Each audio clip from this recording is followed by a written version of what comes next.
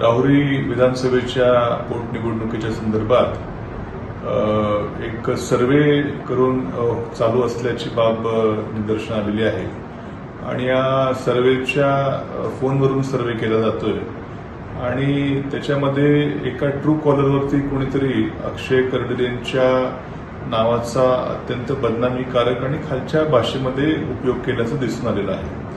ज्यांनी कोणी हे कृत्य केलं असेल त्याचा मी कठोर शब्दामध्ये निषेध करतो आणि याचा पोलिसांनी देखील तात्काळ तपास लावावा आणि त्याच्यावरती कठोरातली कठोर कारवाई अशी करावी.